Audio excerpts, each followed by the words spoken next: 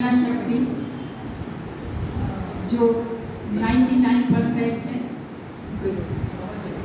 अग्रपंक्ति में उपस्थित मेरे गुरु आदरणीय डॉक्टर ही कहूँगी मैं उन्हें, गीता में तो उन्होंने डॉक्टरेट करके रखी है, गायत्री दुबे जी।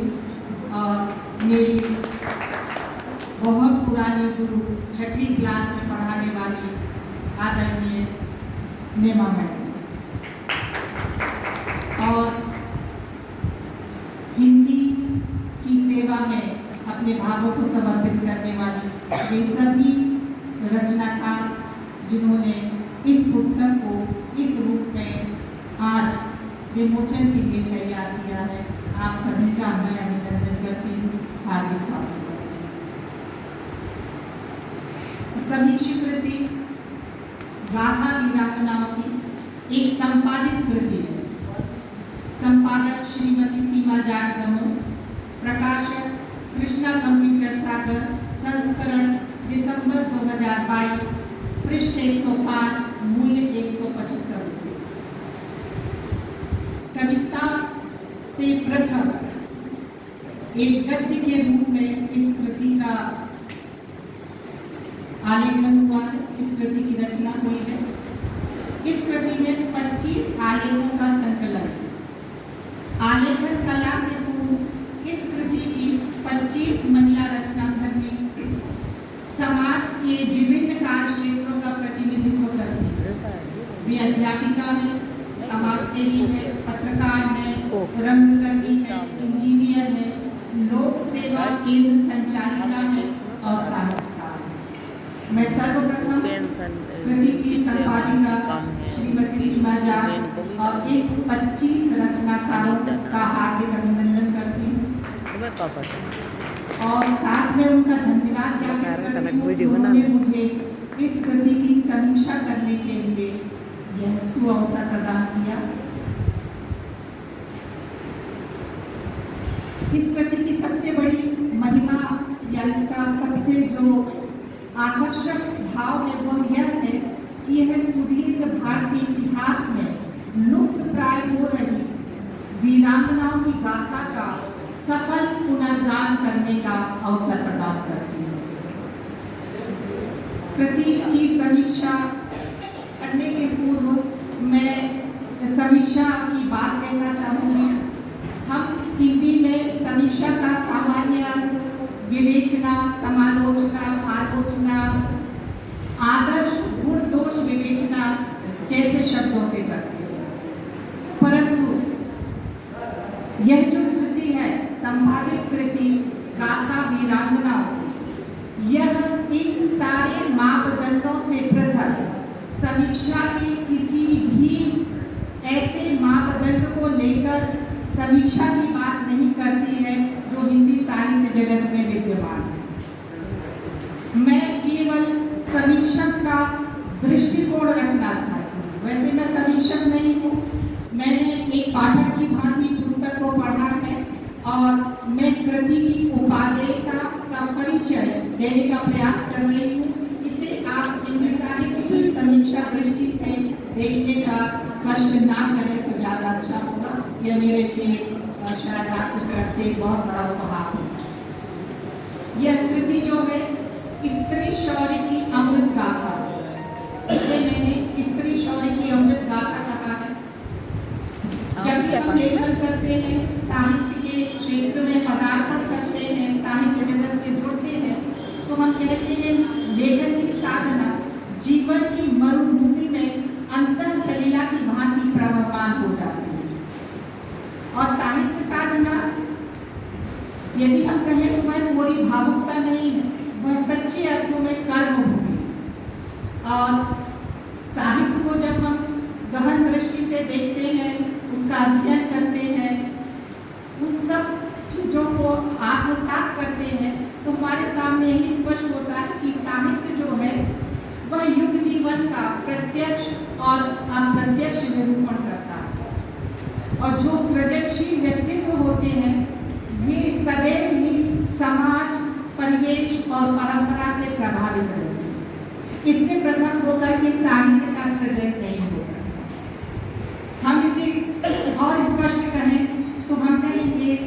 साहित्य और जीवन का अन्योन आश्रित संबंध है। ये एक दूसरे से पृथक नहीं है, ये परस्पर संपृक्त है और एक दूसरे के पूरक बनकर के एक दूसरे को ही पूर्णता प्रदान करते हैं।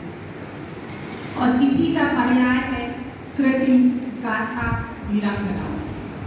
इस कृति का केंद्र स्त्री है, जैसे कि आज के पूरे सभागार में जो भी शक्ति है उसका केंद्र स्त्री है। मुझे बड़ी खुशी है कि यह सारा जो कार्यक्रम है, संचालन से लेकर कृति के लेखन से लेकर विमोचन से लेकर सब कुछ स्त्री आश्रित है। अर्थात आपने सारी शक्ति स्त्री शक्ति के रूप में ही यहाँ पर दिखाई है। ये बड़े गौरव की बात है। जो यह कृति है, इसे मैं पुनः इसी का पर्याय कहूँगी कि यह स्त्री की शक्ति का पर्याय है और इसकी रचना और रचनाकार दोनों ही स्त्री के ओजस्वी स्वरों का उद्घोष करके दिखाई देते हैं। और यह सारा उद्घोष 25 आलेखों में हमें स्पष्ट रूप से दिखाई देता है। मैं पहले भी अभी स्पष्ट कहना चाहूँगी कि इस कृति की समीक्षा नहीं, इस कृति को अभिव्यक्ति देकर मैं अपना दृष्टिकोण आपके सामने रखना चाहती हूँ कि मेरी दृष्टि में कृति का कौन सा चित्र उपस्थित हुआ। यदि हम वीरांगनाओं की वीर गाथा की बात करें तो यह स्त्री संघर्ष को सबल बनाने की अभिव्यक्ति है। जितनी भी वीरांगनाएं हैं वे भारत भूमि को अनादिकाल से आस्था, आशा और जीवन ऊर्जा की अक्षय भूमि प्रदान करती आई हैं, जिनमें जीवन की व्यापक दृष्टि है और प्रगतिशील चेतना और उदात्त राष्ट्र प्रेम की सर्वोपरि इच्छा विद्यमान है। यह इस कृति के माध्यम से नहीं, आप अनादिकाल से जब भी भारत भूमि और भारतीय इतिहास का अध्ययन करेंगे तो स्त्री का यही स्वरूप आपको दिखाई देगा। यदि हम इस कृति के मूल तथ्य की ओर जाएं, 25 आलेख हैं।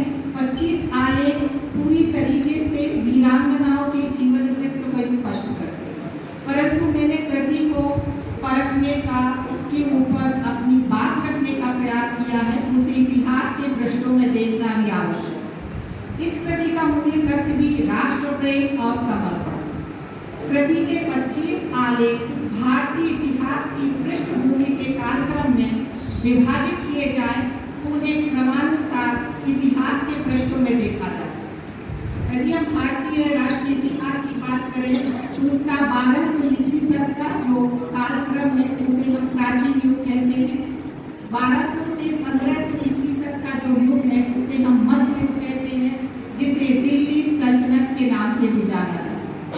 1500 से 1800 ईस्वी तक का जो युग है वह मुगल काल का युग और 18 से 1947 तक का जो युग है वह ईस्वी तक का जो युग है वह अंग्रेजी हुकूमत का युग है या भारतीय स्वतंत्रता आंदोलन के समर का युग।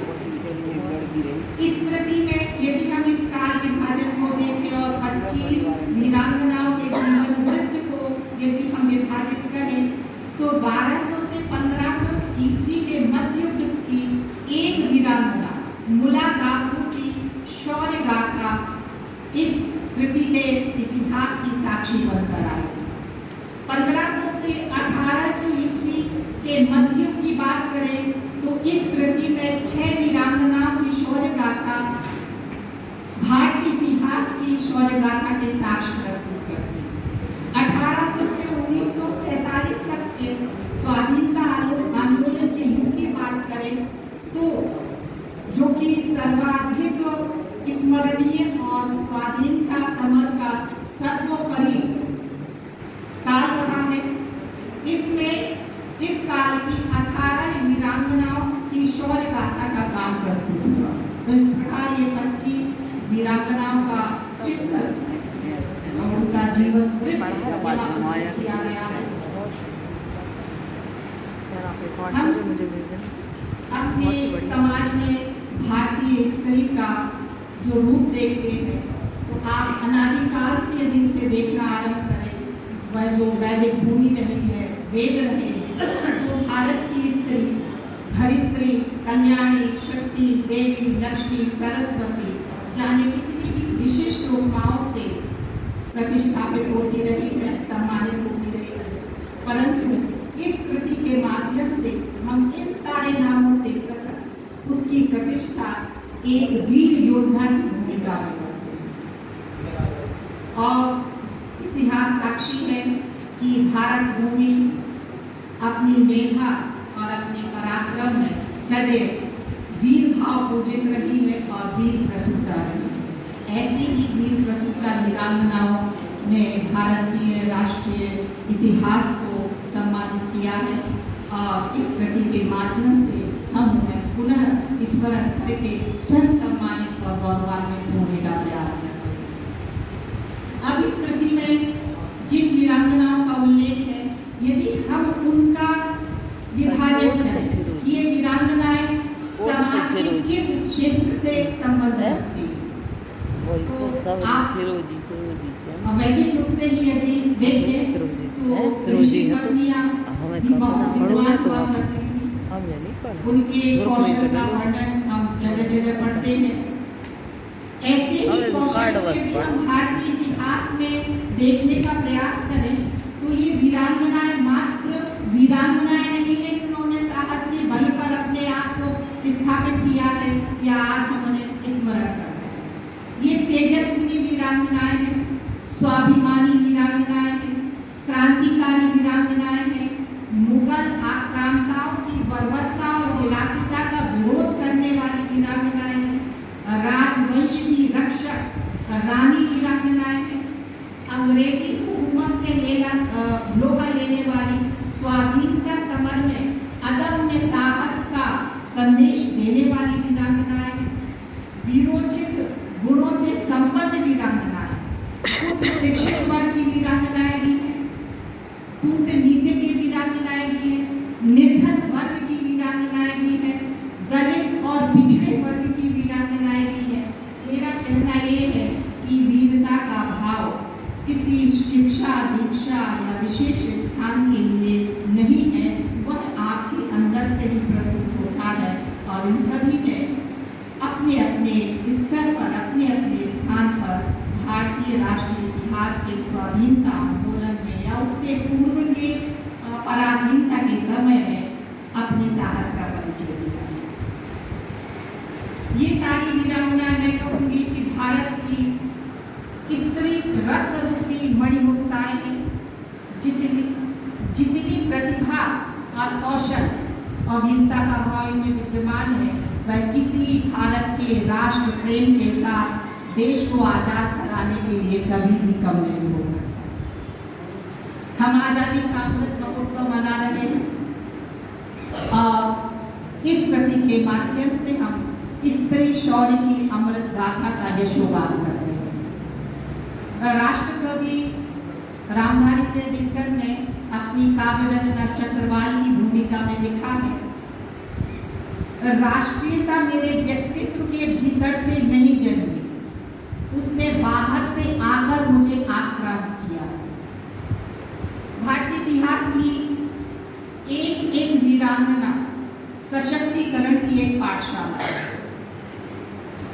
आज हम महिला सशक्तिकरण की बात हर स्तर पर करते हैं, पर क्या यह कौन सा युग था जब महिला सशक्तिकरण की बात किसी ने की थी, या ये महिलाएं जन्मजात ही सशक्त उत्पन्न हुई?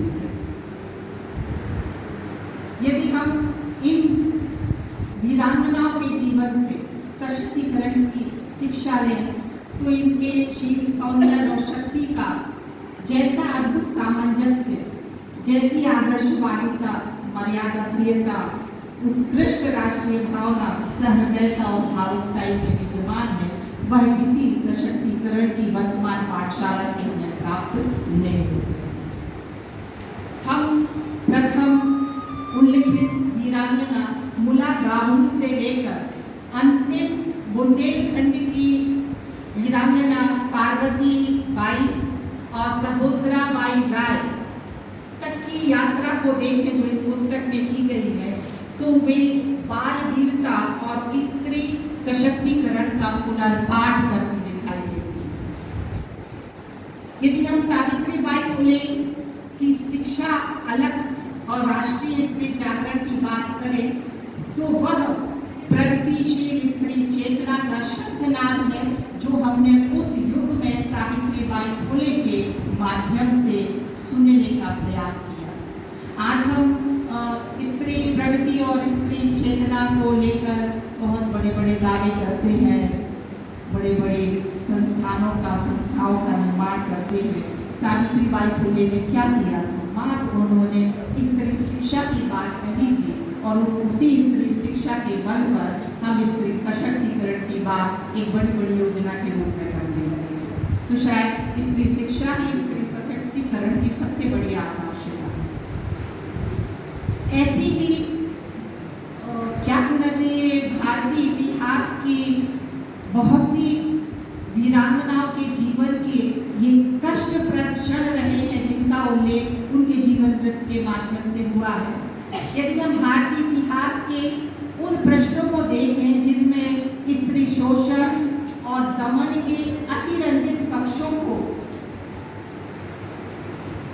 रखा गया है या वो पक्ष भी हमें देखने को मिलते हैं, जिसे देखकर हम ये कह सकते हैं कि स्त्री शोषण का युग किसी एक विशेष कालखंड में बनकर नहीं रहा।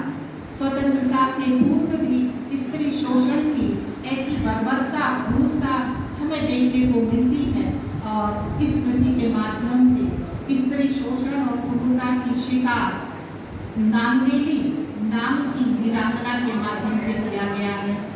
इस वीरांगना की वीर गाथा या जीवन वृत्त को देखकर मेरे रोंगटे खड़े हो गए और इसको लिखते हुए शायद मैं बता नहीं सकती कि हम किस हद तक सोचने पर विवश हो गए कि ये कैसी यातनाएं रही हैं जो स्त्रियों को, और वह स्त्री किसी भी वर्ग की हो, उसे झेलना पड़ा।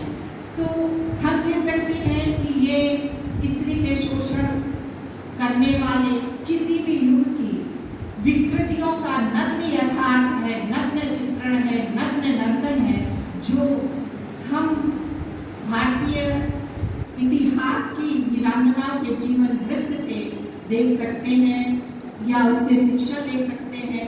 ये चीजें शायद हमें भी नहीं मालूम थी जो हमें इसको पढ़कर के पता चला। वीरवाला नांगेली की इसमें बात कही है जो त्रावणकोर की बात करती है। मैं उन्हें धन्यवाद देना चाहूंगी। 72 पृष्ठ पर है अस्मिता रक्षक नांगेली। ये अपनी संकल्प शक्ति से क्रूरता की पराकाष्ठा को ध्वस्त करती है। लज्जा और ग्लानि से मरने के बजाय वह इस घृणित परंपरा का विनाश करने के लिए अपने प्राण त्याग देती है और स्त्री की मुक्ति के अमराजेय भाव का शंखनाद करती है। आज हम स्त्री विमर्श की बात करते हैं, स्त्री मुक्ति की बात करते हैं, स्त्री मुक्ति के प्रश्न उठाते हैं। नांगेली ने स्त्री मुक्ति की बात उस समय कर दी थी और स्त्री मुक्ति के प्रश्न उस समय खड़े कर दिए थे। हमें तो मात्र उत्तर खोजने की आवश्यकता। बहुत बढ़िया। और यह गाथा है, ऐसी गाथा जो गे बन गई है और मैं तो चाहती हूँ कि इससे सबका परिचय होना चाहिए, हर पीढ़ी का परिचय होना चाहिए। त्रावणकोर के दलित पिछड़े वर्ग की नांगेली, जहाँ पर स्त्रियों पर अत्याचार अपने चरम पर था, वहाँ पर प्रथा थी कि दलित या पिछड़े वर्ग की महिला स्त्री अपने ऊपरी अंगों को वस्त्र से नहीं ढक सकती। यदि वह वस्त्रों से ढकती थी तो उसे दंड दिया जाता था और इस दंड के स्वरूप उससे कर वसूला जाता था, जिसे मूला कर कहा जाता था। कर मीन्स टैक्स लिया जाता था और यह सारा काम उस समय के जो हमारे शासक थे, उनके अधिकारी और हमारे भी पुरोहित किया करते थे। यदि कोई स्त्री अपने ऊपरी अंगों को वस्त्रों से ढक लेती थी तो पुरोहित चाकू मार करके उसके वस्त्र फाड़ देता था और उसे पेड़ पर लटका देता था, जिससे आने वाली कोई भी और स्त्री ऐसा दुस्साहस ना करे और अपने ऊपरी अंगों को वस्त्रों से ना ढके। परंतु नांगेली ने अपने पति के साथ मिलकर इस प्रथा का विरोध करना आरंभ किया और उसने कहा कि वह अपने अंगों को वस्त्र से ढकेगी। यह मेरी लज्जा है, यह मेरा अधिकार है कि मैं अपने शरीर को ढक सकूं। जब पुरोहित को पता चला तो उसके अधिकारी और लोग उसके घर कर लेने के लिए पहुंचे, उसे दंडित करने के लिए पहुंचे। तो नांगेली ने अंदर जाकर अपने दोनों स्तन चाकू से काटे और केले के पत्ते पर रखकर उन्हें कर के स्वरूप में दे दिए और रक्तस्राव के पश्चात उसकी मृत्यु हुई। इससे हृदय विदारक, इससे घृणित और कौन सा काम हो सकता है। यह स्त्री के लिए लज्जा और ग्लानि की बात नहीं थी, यह तो अपने आत्म स्वाभिमान की बात थी जिसे नांगेली ने बताया। यह ऐसी प्रेरक गाथा है जो स्त्री शक्ति की जीवन कर्मठ चेतना को जागृत करती है। ऐसे अपराजेय शौर्य और कर्मण्य क्रियाशीलता का परिचय हमें कहीं और देखने को नहीं मिल सकता है, जबकि नांगेली पढ़ी लिखी नहीं थी। तो स्त्री चेतना के लिए शिक्षा और पढ़ा लिखा होना प्रथम आवश्यकता नहीं होती। इसी के संबंध में मैं भी कहूँगी तो नांगेली ने अपने आप को आहुति देकर के, अपने प्राणों की आहुति देकर के इस प्रथा का विरोध किया और शायद फिर यह समाप्ति की हुई। निराला की दो पंक्तियां मैं कहना चाहूंगी। मरण को जिसने भरा है उसी ने जीवन भरा। अतियुक्ति ना होगी जब हम कहें कि ये प्रेरक गाथाएं समष्टि स्त्री चेतना को अनुप्राणित करती हैं।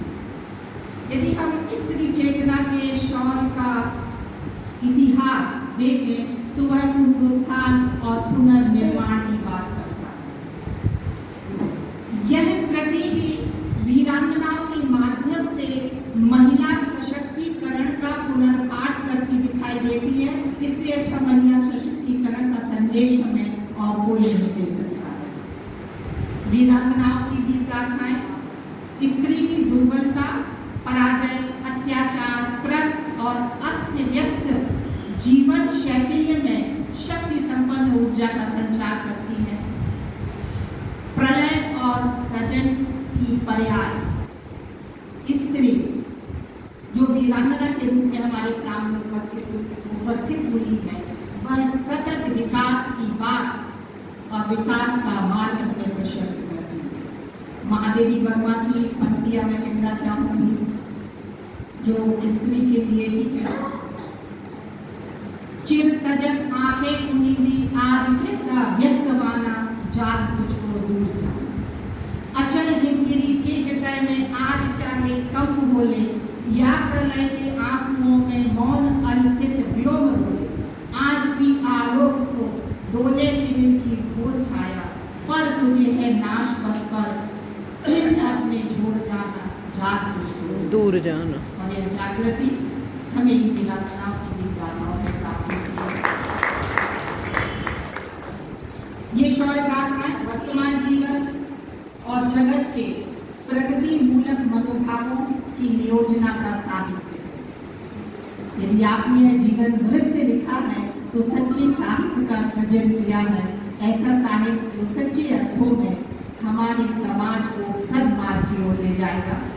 और मैंने आरंभ में ही कहा था कि इस कृति की समीक्षा करना मेरा समीक्षा सिद्धांतों पर कृति की को कसौटी पर कसना नहीं है। इसमें मेरा दृष्टिकोण है और यही मेरा दृष्टिकोण है कि यह कृति शक्ति का अलंकरण है, अर्थात स्त्री चेतना का प्रसार है। यहाँ पे भारत कोकिला सरोजिनी नायडू की एक कविता अंत में बोलना चाहूँगी और वीरांगनाओं के नाम में सरोजिनी नायडू का नाम दिया था है, भले ही स्मृति में नहीं है। और उनकी यह कविता स्मरणीय और स्पृहणीय दोनों की और शायद यहाँ पर सटीक है। मैं सोच भी बदलता हूँ, मैं सोच भी बदलता हूँ, मैं नजरिया भी बदलता हूँ। मिले न मंजिल मुझे तो मैं उसे पाने का जरिया भी बदलता हूँ। बदलता नहीं अगर कुछ, बदलता नहीं अगर कुछ, तो मैं लक्ष्य नहीं बदलता हूँ। उसे पाने का पक्ष नहीं। बहुत बहुत धन्यवाद। आप सभी उत्कृष्ट रचनाधर्मियों के बीच खड़े होकर आपकी भी रचना पर बोलने का मुझे अवसर दिया, इसके लिए आपका हार्दिक आभार।